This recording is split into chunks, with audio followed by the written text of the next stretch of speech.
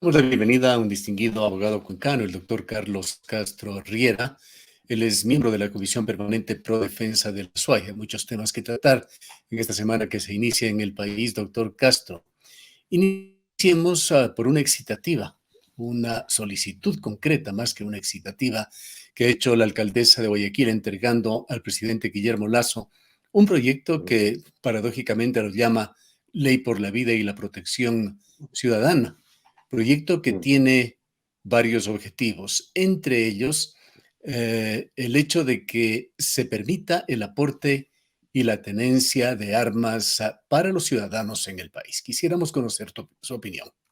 Mire, a mí me parece que la propuesta de la alcaldesa de Guayaquil se enmarca dentro de lo que se ha denominado el populismo penal, que es pretender que, por un lado, aumentando las penas, o en este caso concreto, armando a los ciudadanos para su defensa propia, se pretendería enfrentar esta ola de criminalidad que azota al país. La verdad es que esa propuesta de la alcaldesa de Guayaquil lo único que generaría es un ambiente de mayor violencia e inseguridad. En un país donde ni siquiera funciona de manera regular la institucionalidad, las leyes, con una cultura de irrespeto a la legalidad y a los mínimos deberes ciudadanos, una cultura inclusive violenta, donde existen diferentes insumos para generar ese ambiente en el país. En este contexto, el proponer que se arme a los ciudadanos o se les permita aportar armas de fuego, yo creo que contribuiría simplemente a una mayor inseguridad, a un mayor estado de violencia en el país. Siempre la hemos criticado el tema de el ejercicio de la justicia por mano propia, y en el país han pasado muchos linchamientos. Todos esos aspectos son negativos para ir generando una cultura más bien de respeto a la legalidad, de respeto a la institucionalidad. Lo que hay que hacer es fortalecer a la justicia, pero pretender que se puede parar la violencia delincuencial armando a los ciudadanos simplemente es meter leña al fuego. De forma que son esos planteamientos del populismo penal que toman en consideración la desesperación ciudadana y tratan de sacar réditos políticos y aparecer como salvadores ante la ciudadanía. Me parece mal ese pronunciamiento, es desechable para nuestro medio. Hay una situación muy delicada que estamos viviendo en el país. Estamos en medio de enfrentamientos de todo tipo, enfrentamientos políticos, una crisis carcelaria, violencia en las calles, un deterioro clarísimo de la escala de valores a todo nivel. Es necesario en Ecuador ir en vía contraria, recuperar justamente principios y valores, detener la violencia que afecta sobre todo a los sectores vulnerables, impulsar cambios estructurales en el país. A través de esto también incentivar el diálogo como mecanismo idóneo para la solución de conflictos. ¿En qué podría aportar esa propuesta de Cynthia Viteri? No aporten esa línea, no aporten esa línea porque en realidad la alcaldesa de Guayaquil evade el analizar la etiología profunda del delito. Yo me he referido en algunas oportunidades a la necesidad de que en el país se haga un análisis realmente objetivo de lo que está sucediendo, de las diferentes causas que tributan a esta situación de inseguridad, de violencia, de delincuencia, y en este momento de aumento del narcotráfico y de disputas de mafias dentro de las cárceles. ¿Qué nos pasó en el país? Había que analizar históricamente cómo se fueron generando estos elementos en el país. Y creo que es hora que las instituciones, la academia, la Administración de Justicia, el Consejo de la Judicatura, el Ejecutivo, la Asamblea, hagan un gran frente y pueda inclusive suscribir lo que podría ser un convenio interinstitucional para que se pueda hacer un informe de lo que realmente ocurre en el país y atacar las causas estructurales y coyunturales. Hay que tomar, por cierto, algunas medidas, esa es la verdad. La ciudadanía exige en su desesperación muchas medidas y es posible que entonces una medida como la que propone la alcaldesa de Guayaquil pueda calar en el ánimo de ciertos sectores ciudadanos, pero eso no es así. Una de las causas, por ejemplo, de la agudización de la situación de delincuencia suelen ser los temas de la crisis económica, el desempleo. Eh, Todos sabemos que atravesamos una crisis muy grave en el país. Y entonces habría que tomar medidas para reanimar la economía, pero Gustavo, desde abajo, yo sigo insistiendo, es un elemento que contribuiría justamente a generar empleo, trabajo, pero desde los pequeños, medianos productores, microproductores, hay que atacar el tema de la desocupación, que es un elemento que contribuye a la delincuencia, fomentando la economía popular, generando empleo popular. Eso creo que es importante. Por otro lado, hace falta realmente el ir generando una cultura de otra naturaleza en el país. Y ahí realmente la intervención de los medios de comunicación, la academia y sobre todo el sistema educativo es clave. Muchos dicen son medidas a largo plazo, pero cuando iniciamos, Gustavo, no se quiere considerar este tema. Y aprovecho para nuevamente insistir, hay que poner acento para cambiar la cultura en nuestro país, de ir por una cultura de paz, de honradez, de cumplimiento de deberes por la educación con los niños y niñas. Eso no se quiere entender. Es un debate que recién lo propone Cintia Viteri, que recién se abre. Será importante escuchar a los distintos estamentos del país y, por supuesto, de la sociedad cuencana, sectores organizados, sectores educativos, medios de comunicación, como usted ha señalado.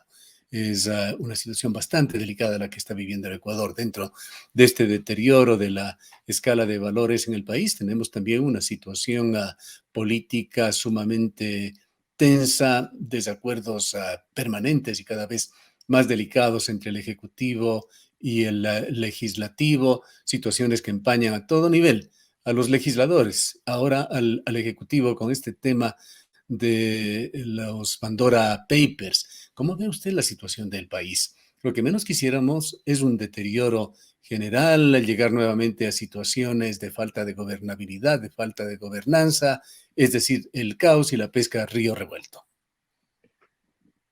Mire, Gustavo, yo había escrito un artículo en el que había analizado las salidas a la situación política del país. Y para mí, la salida no puede ser otra que un acuerdo democrático que puede solucionar ilusorio para muchos, pero que nosotros tenemos el deber, todos los ciudadanos honrados y que queremos que el país se enrumbe por un destino que beneficie a todos, tenemos que seguir pregonando la necesidad del acercamiento y el diálogo. Es importante que el Ejecutivo, dejando al lado cualquier prepotencia, e igual la Asamblea Nacional, todos los partidos políticos en este momento puedan asumir un diálogo de verdad. Yo creo que es la única salida. ¿Por qué, Gustavo? Pero La para un salida de diálogo, la... doctor Castro, en primer lugar se requiere de actores sinceros, de que realmente pongan por delante los intereses más altos del país, los intereses ciudadanos, no sus tendencias o sus partidos políticos. Pero allí creo que hace falta la intervención de unos terceros que puedan llamar a las partes al diálogo.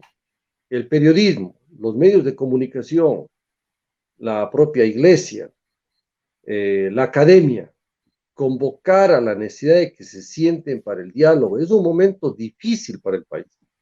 Mire, Gustavo, analicemos cada una de las posibles salidas. Una muerte cruzada, ¿qué significa para el país? ¿Quién garantiza que efectivamente la muerte cruzada nos lleve a otro tipo de escenarios más difíciles, que están Y algunos es sectores el que están en escenario que algunos dificultad? analistas lo ven el más probable en las circunstancias actuales. Pero es que es la irracionalidad total de lado a lado, Gustavo. Yo diría, la muerte cruzada, ¿para qué? ¿Quién garantiza tener o mejores asambleístas o que se pueda mejorar en la composición del Ejecutivo? En este estado del país de donde no hay consensos mínimos, Imagínense usted a lo que podríamos desembocar y en plena crisis económica y una nueva elección de por medio. Agudizaría el tema del ambiente para la falta de inversiones, para la falta de trabajo. Desechemos la ¿Cuál muerte es de los, cruzada. ¿Qué alternativas ve usted, doctor Castro?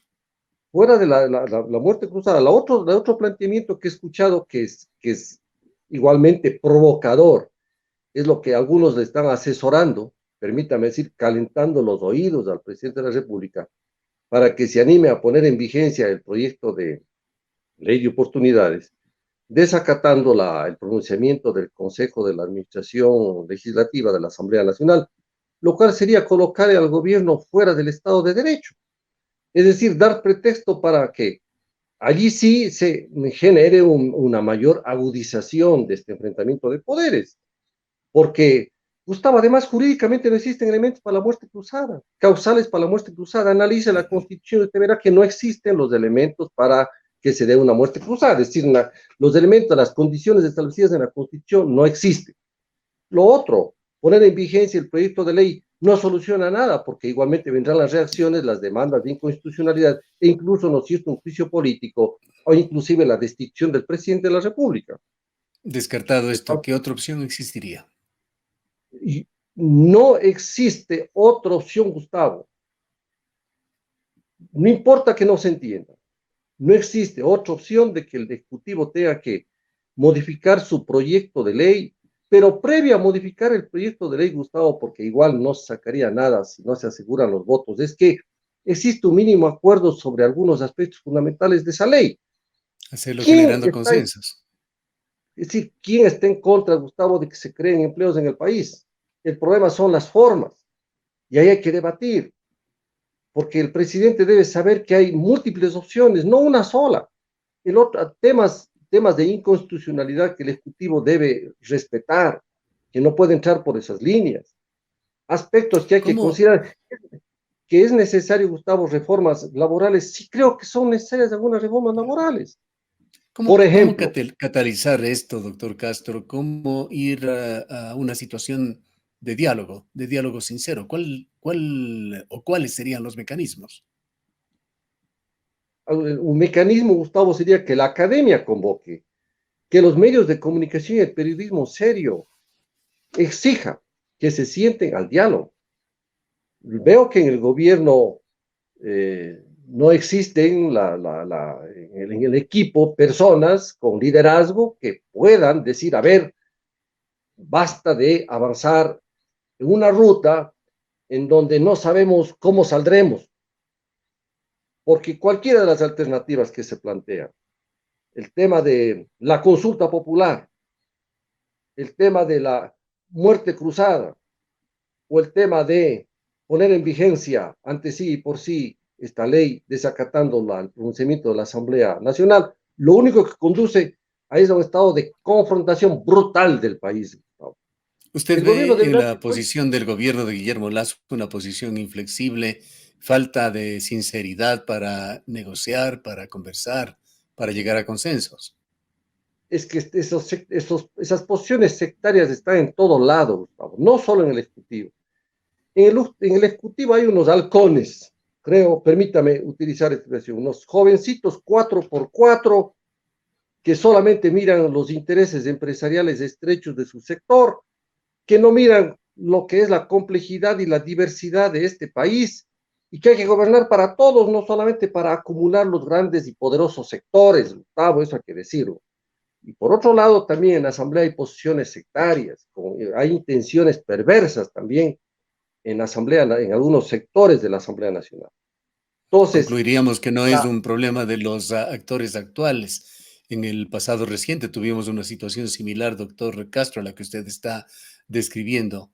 Hay un problema en la clase política del país. yo creo que hay una falta de seriedad y de hacer la política de cara y con responsabilidad ante el país. La política se ha despojado de sus principios de seriedad, de responsabilidad, de profundidad.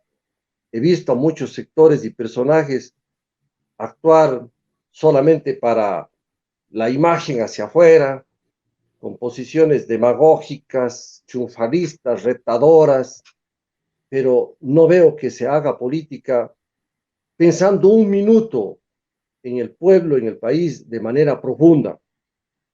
Hay una ausencia de contenido ético en la política.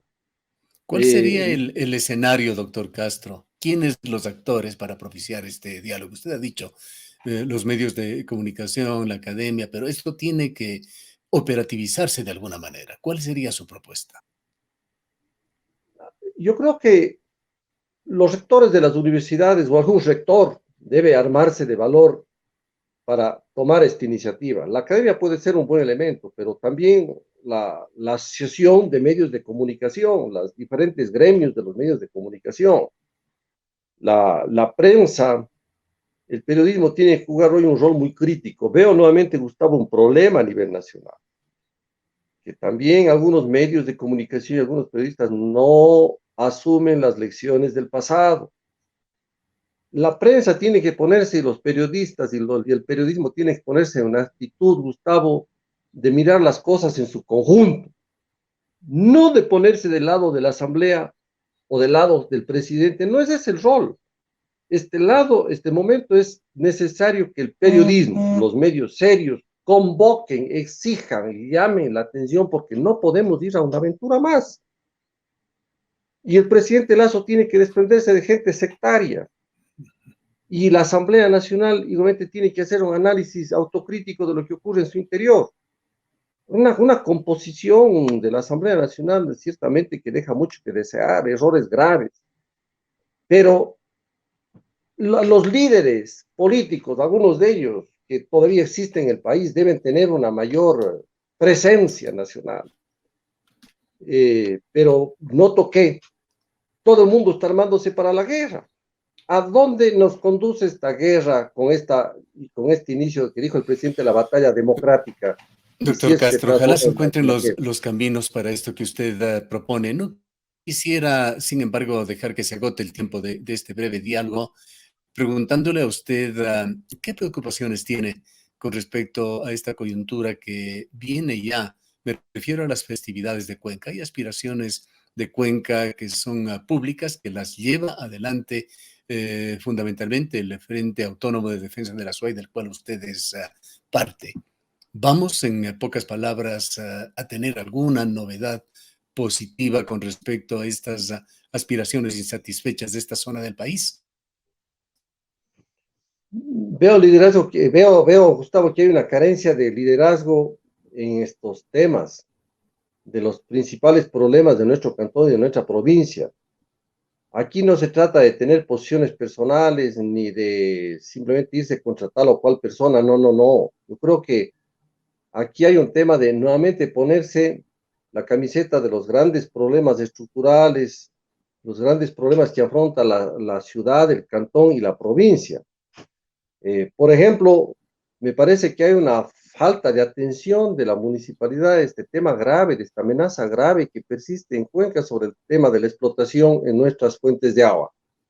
Pero también hay temas de vialidad que nosotros no podemos desentendernos. Hay temas que tienen que ver con el fortalecimiento de algunas empresas públicas necesarias para nuestro medio. Tenemos que volver a tener la, una, una capacidad para también desarrollar nuestra autonomía, Gustavo. Veo que también en nuestro medio no hay diálogo, no se discute sobre los temas con seriedad. Entonces, el Frente Autónomo de Defensa de la SUAY va a hacer todo lo pertinente, lo posible, por generar este debate, este diálogo, Gustavo.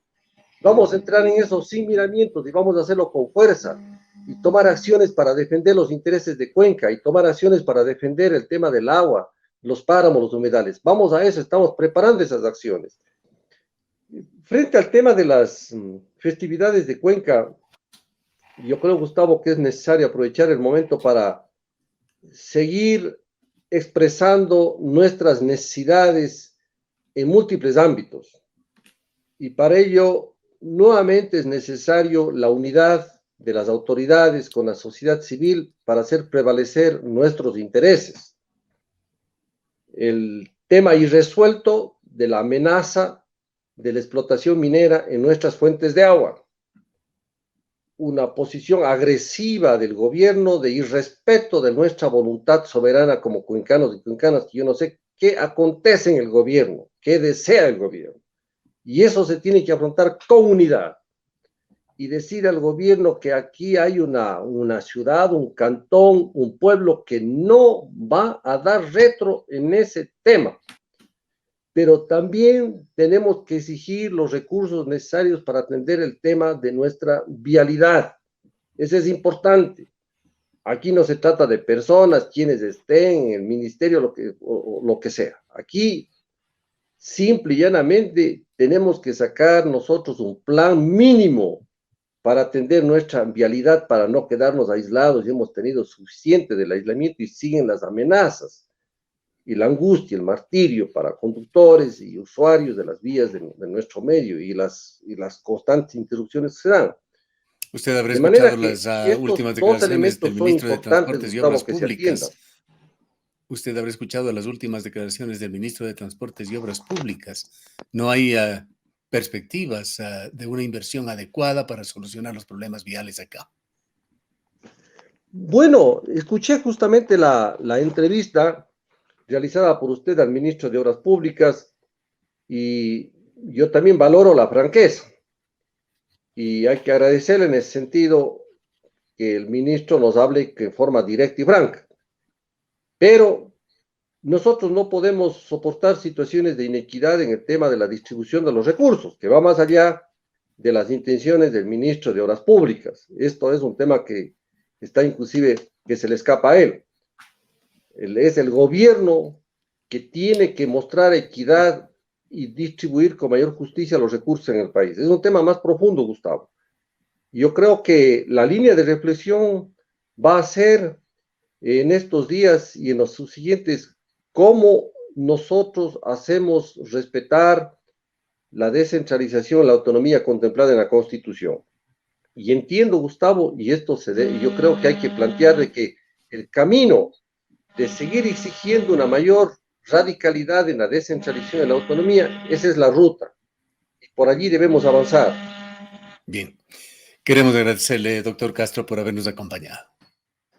Declaraciones del doctor Carlos Castro Riera, miembro del Frente Autónomo Pro Defensa de la SUAY. Nos vamos a una breve pausa.